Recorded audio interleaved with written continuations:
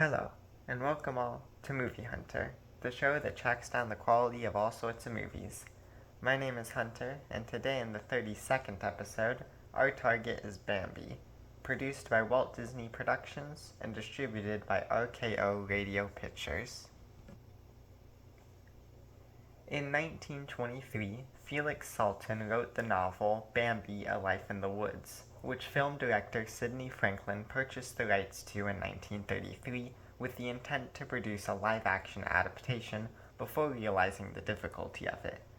When contemplating what his first feature-length film should be, Walt Disney was approached by Joseph M. Sneck of the United Artists Company with the idea of a collaboration on the project of Bambi.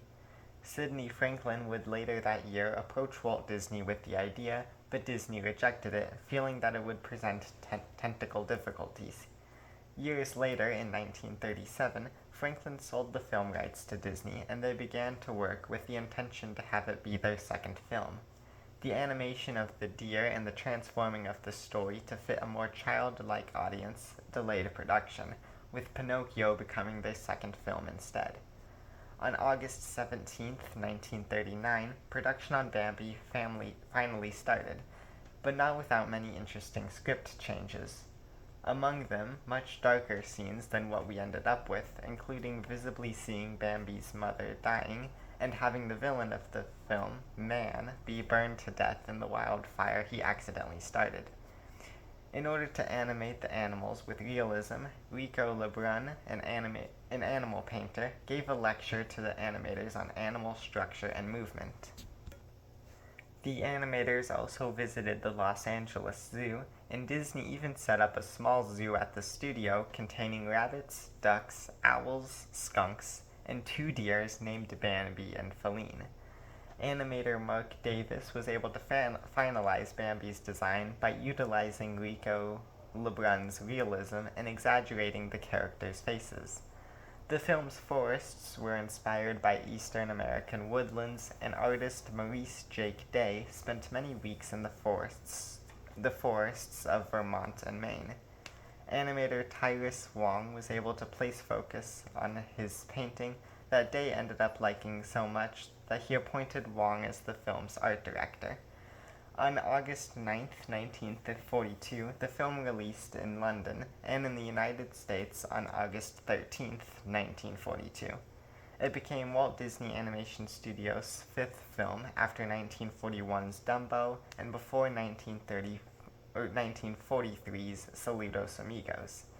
The film did not initially perform well due to World War II, but adding up the results of its numerous re-releases, the film earned $267.4 million on a budget of $2 million, even being the second highest grossing animated film of all time at one point.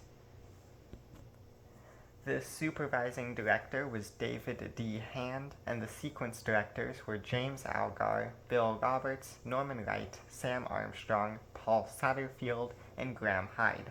The story was by Perce Pierce, Larry Morey, George Stallings, Melvin Shaw, Carl Fahlberg, Chuck Couch, and Ralph Wright. It was based on the novel by Felix Salten called Bambi: A Life in the Woods. The producer was Walt Disney, and the music was by Frank Churchill and Edward Plum. The cast includes Donnie Dunnigan, Bobby Stewart, Hardy Albright, John Sutherland, Peter Ben, Tim Davis, Sam Edwards, Paula Winslow, Stan Alexander, Sterling Holloway, Will Wright, Cammie King, Ann Gillis, Fred Shields, Margaret Lee, Mary Lansling, Perce Pierce, and Thelma Boardman. The film was nominated for 9 awards, of which it won 5 of. In 2011, the film was added to the National Film Registry of the Library of Congress. In 2006, a direct-to-DVD sequel was made called Bambi 2. A live-action adaptation of Bambi was also planned and supposedly being developed, though it was announced a long time ago with little to no updates since. The film starts with a doe giving birth to Bambi, the son of the great prince of the forest. Bambi slowly learns to walk and to talk as he ventures the forest with his mother, and she teaches him things. Bambi befriends a rabbit named Thumper and a skunk named Flower. One day, Bambi's mom takes him to the meadow where she teaches him to be careful here due to the open area and limited hiding spots. Here, Bambi meets another deer named Feline. Suddenly, the great prince of the forest warns the animals in the meadow of the arrival of the hunter, who the animals have named Man. Bambi, his parents, and all the other animals are able to escape before Man fires his gun. When winter arrives, Flower the skunk hibernates as Thumper and Bambi play on the ice. One winter day, Bambi and his mother go searching for food, and Man arrives and kills Bambi's mother, and the great prince of the forest takes Bambi back home.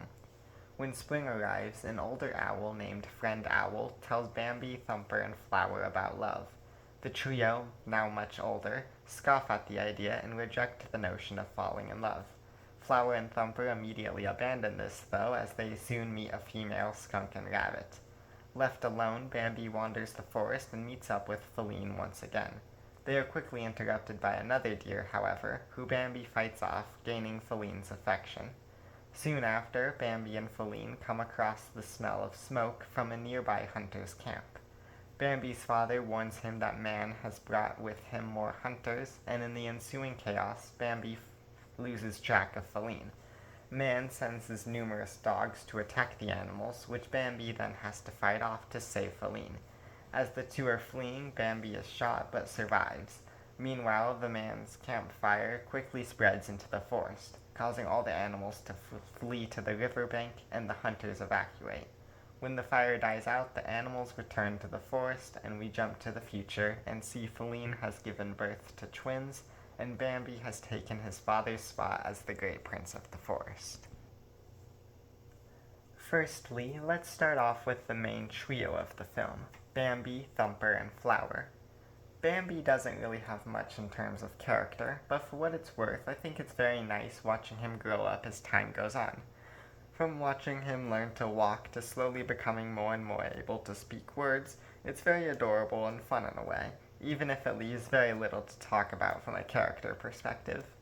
Thumper I found to be a very fun character.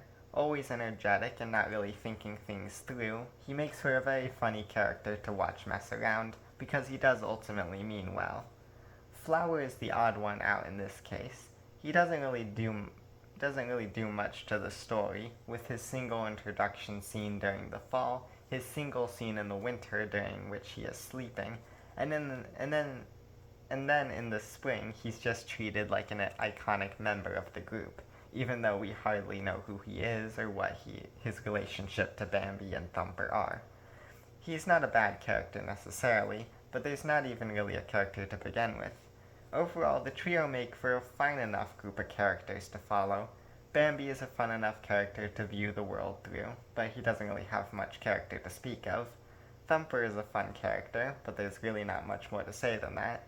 And Flower just feels there to fill out the roster of characters.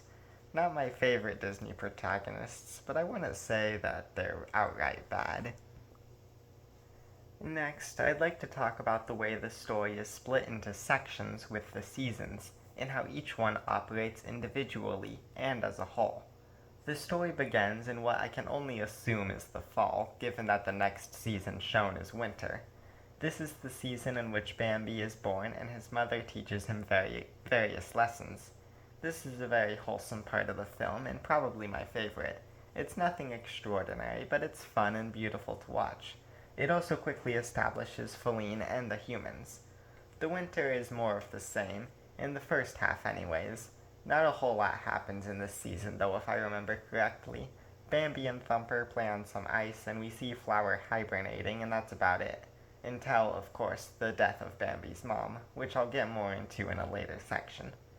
Then the spring rolls around, and this is where the movie loses me. It's pretty predictable what's going to happen, with Friend Owl telling the trio about falling in love, the trio saying it would never happen to them, and then it immediately happens to them. What's especially strange about this part is that the people who the trio end up with aren't established well at all. Even Feline, who is at least shown once in the fall, rarely says or does anything. Bambi does have to fight a deer to gain her affection, but this deer is also never properly established, never says a word, and also never returns. The deer's name is apparently Rano, but I only know that because of what Wikipedia says, and I have no idea where they got that from.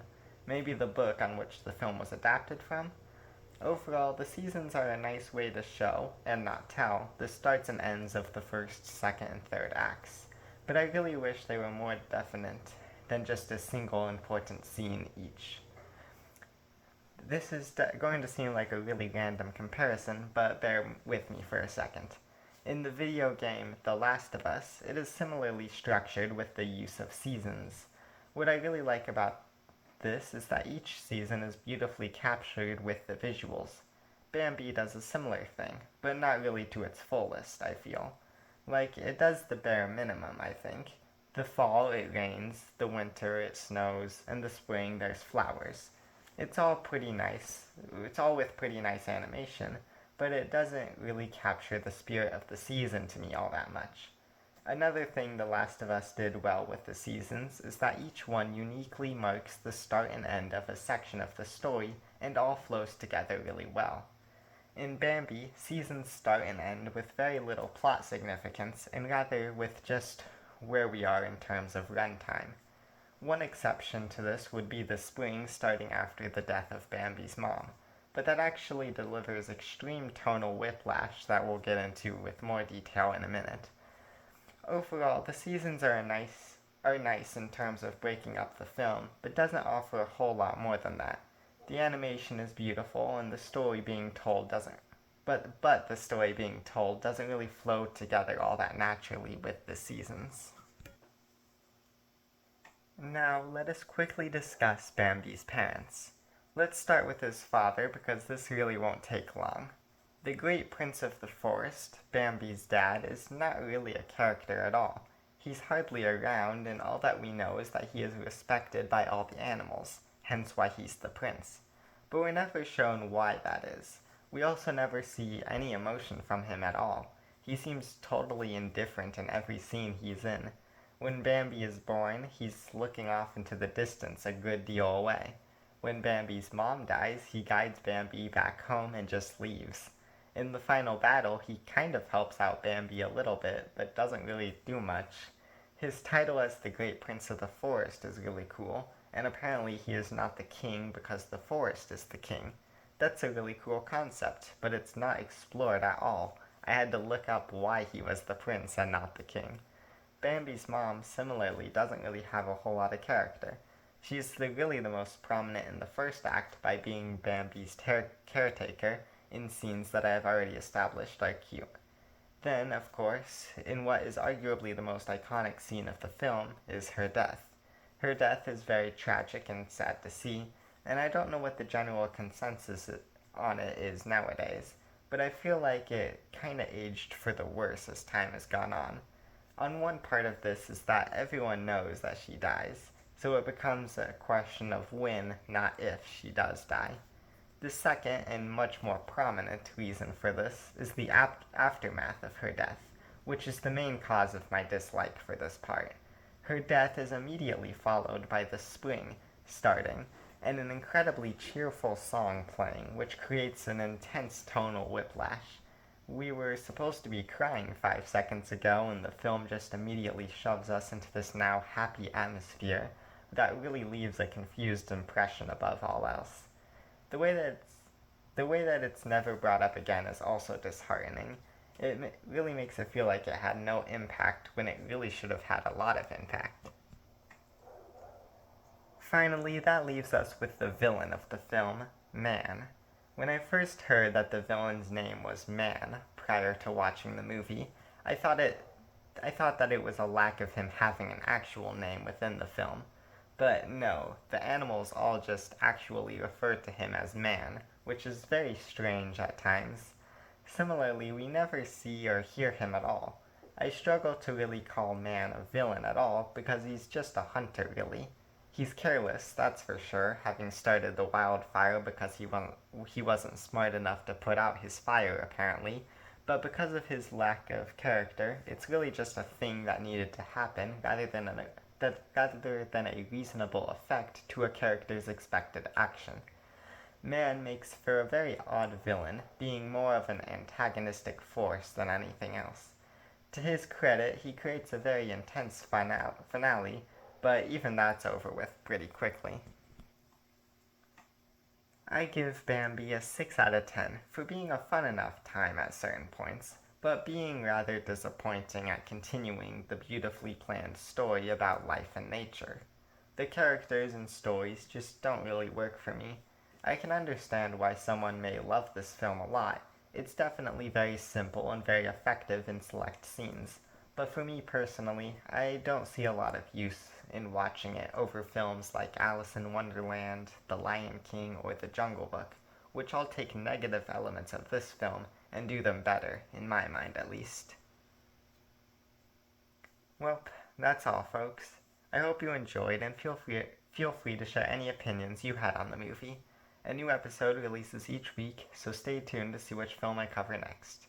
And in case I don't see you, good afternoon, good evening, and good night.